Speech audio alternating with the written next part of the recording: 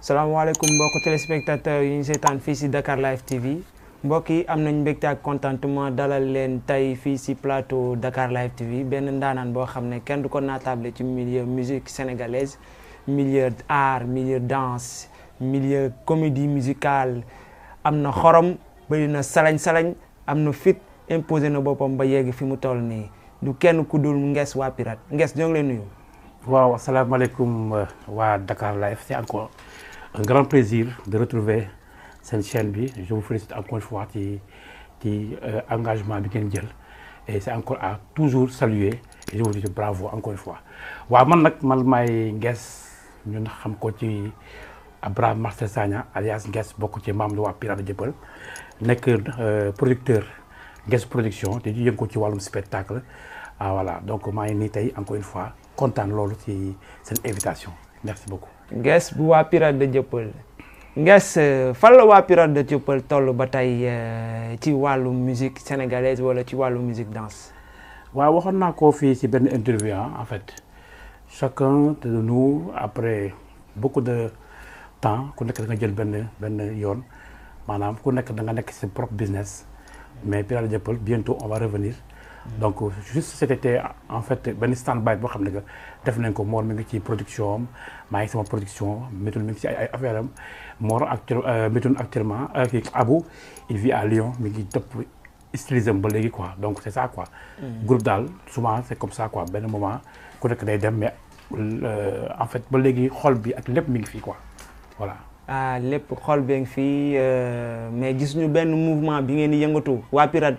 ay moment dañ doon dégg waa Pirate mu ngi ci lii wala am na événement boo xam ne invité nañ waa Pirate de Jëppal wala ñoom ñoo ngi préparé projet album wala ñoo ngi génne benn clip vidéo mais instant yi toog nañ presque 2 ans je sais pas 3 ans wala ëpp na ko sax gëj nañu gis apparence waa Pirate ci milieu scène musicale moom laa lay wax nii dog ma la moom laa wax nii le moment venu on va communiquer parce que nee naa la toujours Sénégal dañoo tàmm gis ñu groupe 5 ans rek ku nekk di wax. mais yàgg na de. mais nee naa la Babob def na 30 ans booy waxaat naa ko fi kenn dégg ko Babob def na 30 ans ñëwaat en force def 60 et quelques concerts européens ñaanal ñu loolu incha allah on va revenir incha allah t'inquiète pas loolu moom toujours dama koy wax et je me koy certifier incha allah. mais qu'est-ce qui fait vraiment votre charme parce que du fait que à chaque fois da ngeen ni judduloo ay talent ci milieu musique sénégalaise. parce que bëri na ay nit yoo xam ne léegi dañ leen ràññee ci milieu musique sénégalaise waa Pirate lañ jógee. bon nee naa la Pirate c'était une école donc nous on a démarré vers les années 89 Oscar de Vacances dugg ñu am ay 4 générations de danseurs ñoo xam ne kii jaar na fi donc école la woon quoi donc on a formé pas mal de danseurs yi nga xam ne Oscar de Vacances lañ leen dem fête parce que Oscar de Vacances c'était tout le Sénégal. Et nous, on allait dans les profondeurs du Sénégal pour apprendre à danser les jeunes. tey am na danseurs yu bëri yoo xam ne que ñu ngi yor ay postes de responsabilité. bàyyi fecc dugg ci leneen. parce que fecc passion la. fecc mbégte la danse elle est noble. ci loolu gis nañu sax que waa Pirate yamul sax léegi ci wàllum art boo xam ne dañuy jéem a enseigner l'art à une personne léegi sax dañuy enseigner art. benn nit mu dem ba doon politicien on fait référence à Ousmane Noël Dieng c'est quoi l'histoire d'Ousmane Noël Dieng? mais tu sais Dakar Live le bruit court partout au Sénégal man dama jaaxale sax parce que xam nga lu ñuy wax on a ressuscité waa Pirate yaa ngi may wax ni foo leen nekk mais diggante semaine bi j'ai eu beaucoup d'appels venant sur ce je dis pas un problème c'est ce scandale wala du wax scandale si coow li quoi lay wax quoi parce que peut-être scandale c'est trop dit si Noël Dieng danseur la voilà l'autre bokkoon Pirate de Jëppal aujourd'hui mu yor ay postes de responsabilité très importants dans ce pays-là et on le félicite ñu koy féliciter bu baax parce que gars yi ñoo xamante dëgg la wax naa ko sànq la danse elle est noble danseur man si problème bi yëpp li mu ci jàng mooy que ne piétinons pas la danse sénégalaise ne piétinons pas dañuy piétiner danse et je suis pas content sur ça danseurs yi ay noble nañu gars yi danseur war na nekk président danseur war na nekk leneen danseur ñun am naa nee naa la je vais pas dire de non mais nous on a formé des danseurs qui aujourd'hui occupent de très ay responsabilités yu mag ci réew mi. mais est-ce que essayer d'utiliser en fait Ousmane Noël Dieng le traité de danseur wala dara est-ce que c'est pas simplement pour démystifier l'image de la personne. mais moom laay wax d'abord avant may tontul sax avant may wax ci kaw Noël Dieng sax je me dis aujourd'hui ñi ko wax ma dégg leen si dans les sites. parce que dafa mel ni site internet yi sonal nañ quoi. pour man non je parle d'abord de profession danseur. ok Noël c'est pas un danseur. Noël il a des capacités danse ak way. te Noël Dieng lu tax mu participer ci clip bi. je vais expliquer la petite histoire. waaw c'est important parce que sénégalais yi war nañ xam exactement affaire bi nu mu demee. ñun pirate képp ku ñu xam. waaw xam ko on tient beaucoup perfection concept. ok chorégraphie. Concept dans la vidéo. ok c'est important. Nous on est des danseurs. À un moment donné on a essayé de chanter. Et les Sénégalais ont aimé. On a fait beaucoup de singles. Après def album. Maintenant munoo fecc te woyoo munoo woy te munoo di woy te woyoo fecc.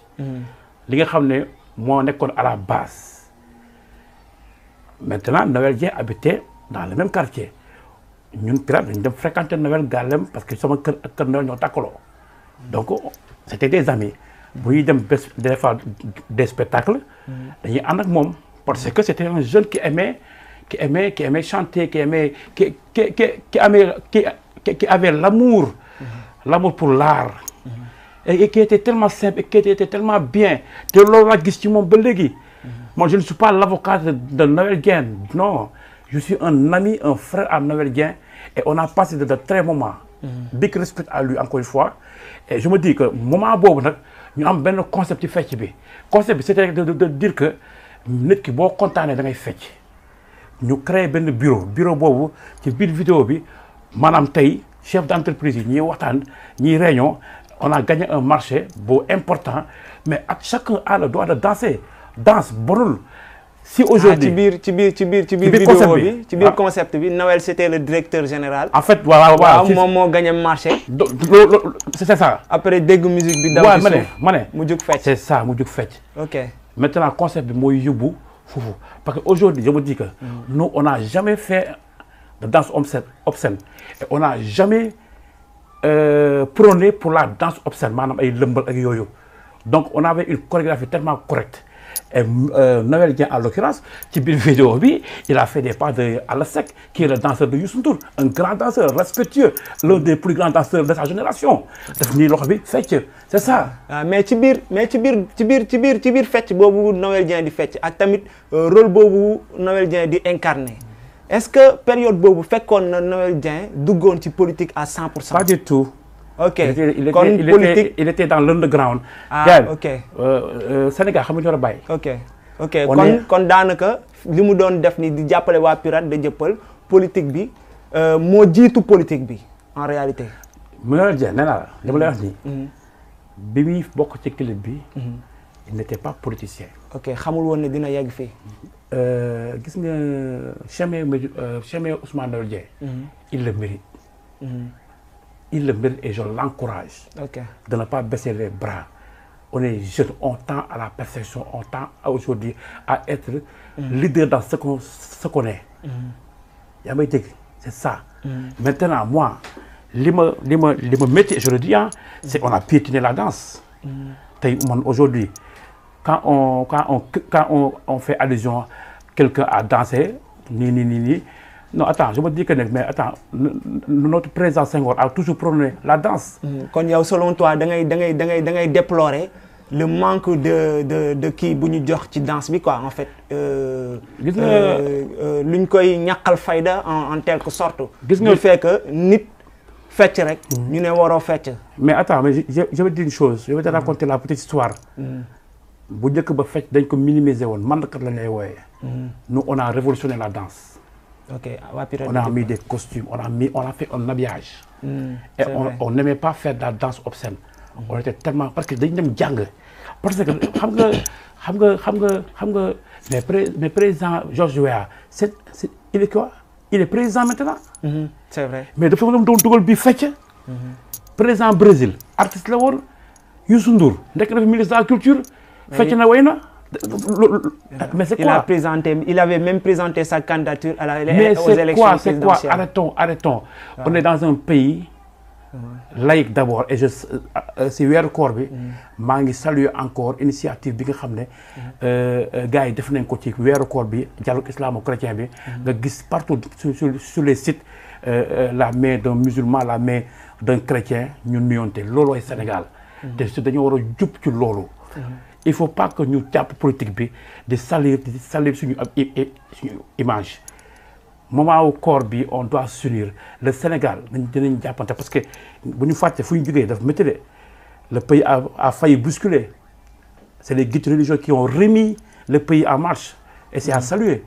Donc nañu jublu ci loolu man dama ne nañu jublu ci def lu baax ci wax lu baax ci xalaat lu baax ci moromam et c'est important voilà. Ok Nguess Ousmane Noël Dieng ba tey duñ fa jógee parce que bëri na réew gis nañu temps yi Pape Djibril Fall avait critiqué les motocycles que le président Macky Sall avait financé pour les jeunes tricycle yu kii Jakarta yi ak yooyu après ñu toll benn moment gis Ousmane Noël Dieng def sorti ŋaññ jëfu Pape Djibril Fall nga xam ne du def nee na lu dul critiquer président Macky Sall ci jëf bu munti nekk jëf bu munti doon. ñu jékki-jékki aussi tamit gis internet yi ak lépp site internet yi yëpp reprendre article yooyu bind le danseur Ousmane Noël Dieng clash Pape Djibril Fall. Est-ce que yooyu loolu en fait ci image yu politicien bu toll ni Ousmane Noël Dieng nga xam ne il veut vraiment prendre la mairie de Kaolack est-ce que loolu baax na ci posture am selon toi à vous de juger? Non, moi je juge pas. Moi je suis d'abord apolitique. Je ne suis pas ni membre du mouvement de Noël Dieng. Noël Dieng, comme nous l'avons dit tout à l'heure, c'est un ami, c'est un frère à juste valeur. Et il a un grand respect pour moi et j'ai un grand respect pour lui. Maintenant, man politique, problème bu ñu am moom ak journaliste boobu Pape Djibi, franchement je ne suis pas en mesure sincèrement de faire la part des choses. De donner votre opinion. Parce que suivre ma actualité bu baax man li ma dégg ak li ma wax maanaam que nit ci woo ma c'est juste par rapport à la danse bi nga xam ne moom def na ko ci vidéo waa Pirate loolu laa gën a maîtriser. Maintenant si j'ai un conseil à lui dire c'est d'être communicatif parce que c'est important. Voilà, de ne pas trop se tirailler avec les autres. Parce que gis nga nit ci Sénégal fii pour tirer parce que tu sais xam nga Sénégal booy mais attends pour man sax Jakarta yi ñuy wax parce que donc booy ci région yi y a un problème d'emploi. Si aujourd'hui le président finance des Jakarta dans les régions mais c'est à saluer. C'est à saluer parce que tamit tey Dakar boo la waxoon ni que cag-cag dina fi dox doo gëm. tey jeunes yu bëri ñu ngi retourné si cag-cag bi booy yu bëri jàngatuñu dañuy nekk si cag-cag bi te ñu ngi koy seetaan nii mais parce que tamit bon c'est une source de revenu booy boo amee sa Jakarta nekk ci région am benn 5000 francs mais tu peux gérer ta vie. Vraiment. ah vraiment moo gën. moi je me dis que peut-être am nañ manque de réero. si seen propos quoi. Ok. mais man li may déplorer te wax naa ko mooy que ne mettons pas la danse et l'image de waa Pirate dans cette affaire. Dans cette affaire-là. Ok, et c'est important mais Nguess Ousmane Noël Dieng jàppale ngeen ko ba mu toll benn niveau boo xam ne yàlla peut-être su dul woon seen loxo du yegg fu mu yegg nii est-ce que delloo na xorom ca mboy ja xam nga dans la vie. waaw lu am solo. la reconnaissance. est-ce qu'il est reconnaissant. même wax la reconnaissance c'est quoi. nit ki il faut pas mettre tes intérêts en avant. Noël Dieng c'est une personne boo xam ne ba tey amitié bu ma sëkkoon ak man personnellement parce que lu ci bëri souvent je pense que man lay gën a dégganteel. te j'en suis sûr ni que suñ ko tegaloon tey benn projet si waa Pirate parce que ñi ngi ci waajal aujourd'hui ñun mënuñu organiser benn quelque chose sans duñ ko si boole comprends le moment venu amul problème mais en tout cas li may jàpp ci moom rek mooy que reconnaissance nit fàttewul sa kër di ñëw sa kër di seet ngeen di waxtaan bu amee dara ngeen di waxtaan ci ay idées ngeen partagé ça c'est important. mais côté bi may waxee nges ba léegi. non yow xam naa da ngaa xaw a esquiver sama question. non esquiver wu ma. xam nga nit ki da koy laaj. waaw. nit ki. su ma soxlaa yow dara si yow. waaw dama lay laaj. mais jarul muy laajte parce que xam na loo leen soxla ak lan ngeen manqué ak loo leen bëgg. non doo ma déglu de. war na war a mun a jël waa Pirate de Dieuppeul mu ne waa Pirate waruma xulle waruma seetaan muy naxasaay. non naxasaay comme man. ci waa Pirate laa bokk xam nga naa taxawalaat. waa Pirate xam nga ma ne. xam nga ba léegi déggoo ma ne. waaw. man. personnellement. il a eu à faire des choses par rapport à ma protection à beaucoup de choses. Maintenant li ma la wax mooy que Pirate de Dieuppeul le moment venu tey si on met un album en marche peut-être inchallah. mais man attends man mi nga xam ne souvent je suis avec lui. parce que man Noël Dieng peut-être man la gën a familier. day am man boo xoolee ba géroon communication waa Pirate may dugg fii. xam ñii dugg fii j'étais le plus sopp quoi voilà. te li muy defal ñeneen ñi. est-ce que ndax suppose. mais ñeneen ñi na koy laaj gisoon nges. ba ma déglu danseur yëpp day compal de. ma ne danseur yëpp danañ compal. man li ma neex mu ngi lay compal sama yaay sama yaay. sama yaay. waaw pour dire vrai. waaw sama yaay. paix à son âme. ndeysaan yàlla na ko yàlla yërëm. paix à son âme moom xam na man xam naa. ndeysaan. avant mi feebar dafa ñëw sama gaal parce que Noël Dieng était ami à ma mère. ndeysaan yàlla na ko xaritam la chaque Noël parce que Noël Dieng il est né un 25 décembre. Noël Dieng chaque 25 day ñëw am moo nees yu seet sama yaay loolu dafa neex. ndeysaan c'est beau. ndeysaan c'est à saluer man gis nga nit ki mais attends mais Noël Dieng dafa sori mais ministère yaa ngi fii commune yaa ngi fii le maire est là. non moo xew moo tax. mais yow Noël Dieng su ma ko soxaloon léegi nekk jox ma tax may jox tout de suite pour appel tax may jox léegi. c'est sûr sans hésitation. c'est sûr parce que il est bien. est-ce que du waxoo pour jàppale mais je te le jure il est bien. je te le jure du ma waatali sama maam yaay. ok ku baax la. bon Noël Dieng joxuma milliard. ibul ma entreprise. mais li ma jàpp ci moom mooy ku baax la. te bravo te fu mu jëm yàlla na ko yàlla jàppale. ku ci nekk si li nga nekk yàlla na la yàlla jàppale. amiin. ne mettons pas la politique di jaxase suñu diggante. évitons ça. parce que ñun sax suñu bopp bu ñuy danseurs yi dañoo booloo. ñun bu ñuy fecc ñun Papa Ndiaye ak ñoo ñëpp on avait de très bon rapport ak ñoom. c'est ça waxaat naa ko ci benn interview Youssou Ndour ak Omar Pène nekkoon na benn adversité boo xam ne que météo na ñëpp di wax te pourtant nii lañ def macha allah. Thione Seck paix à son âme Youssou Ndour invité na ko Bercy malgré lépp am na lu ñu sekk lu baax nañu roy ci lu baax nañu roy ci mag yu njëkk ya nañuy jéem a wax lu baax da jëf lu baax loolu ay Sénégal man nag loolu laa xam de franchement. c'est important et c'est à saluer te sa kàddu rafet na vraiment wax nga ay témoignages yoo xam ne vraiment c'est vraiment émouvant sax nit ku koy déglu dina xam ne nit ku gore mooy waxee nii. di la sant Nguess di la remercier ci interview bi nga xam ne accordé nga ko Dakar Live TV sa dernier mot. sama dernier mot bon je dis que on est à quelques jours de la Korité. li ma gën a neex ren ci 2020 bi ci Ramadan 2020 bi moo wax naa la ko sànq. mooy que on a montré à la toute nouvelle génération. le dialogue que le dialogue est toujours là. islamo-chrétien. xale yu ndaw yi am 20 ans yëpp. dañ ko partagé ci seen portable. c'est important nañu dund loolu c'est important. jullit yi ak chrétiens yi c'est une même famille au Sénégal. maintenant entre jullit yi nañu balante ak ci weeru koor bi. Korité bi nañu balante ak. gis nga nit. faut être positif dans la vie. yàlla moo fi nekk kenn new fi. suba président Macky Sall day dem keneen day ñëw. il n'est pas éternel. suba Noël Dieng day jug keneen dem. suba keneen ak keneen.